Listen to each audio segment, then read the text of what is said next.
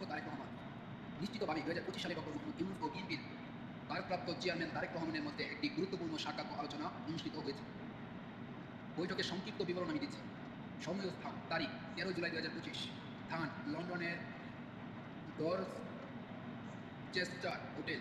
সকাল ৯টা থেকে ১১টা বাংলাদেশের সময়, দুপুর ২টা থেকে ৪টা। সময় সকাল প্রায় ১.৫ ঘন্টা করেছিলেন।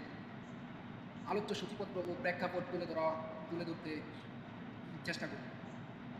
এই সাক্ষাতে গুরুত্বপূর্ণ হিসেবে দেখা হয়ে থাকে জাতীয় নির্বাচনের সময় নির্ধারণ, বিএনপি ডিসেম্বরের ভোটের অর্জি জানান, আর ডক্টর ইউনূস এপ্রিলের কথাই উল্লেখ করেছিলেন। এ ব্যাপারে সমযোগিতার সম্ভাবনা আলোচনা একটি মূল বিষয় ছিল। রাজনৈতিক ও প্রশাসনিক সংস্থা, নির্বাচন প্রক্রিয়া, নিরপেক্ষতা, বিচার প্রক্রিয়া, স্বচ্ছতা ও ক্ষমতায় থাকা বিতর্কিত উপদেষ্টার বিষয়ে আলোচনা হয়। জুলাই ঘোষণাপত্র এবং সংস্থার নতুন সংবিধান ও রাজনীতিক অঙ্গনে প্রতিষ্ঠায় আগ্রহ ও প্রতিক্রিয়াও আলোচনা হয়। বৈঠকের পর যৌথ ভিত্তি দেওয়ার পরিকল্পনা করেছিল, যদিও আলোচ্য সূচিপত্র বিস্তারিত ভারপ্রাপ্ত প্রতিনিধিরাই জানিয়েছিলেন এই কথা। বৈঠকের গুরুত্বপূর্ণ আলোচনা আমি তুলে ধরছি।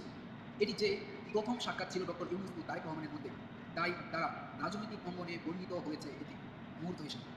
বৈঠকের সরকারের সাথে বিএনপির দূরত্ব কামনা এবং জাতীয় আলোচনা তৈরি করার জন্য মির্জা ফখরুল এই কথা উল্লেখ করেন।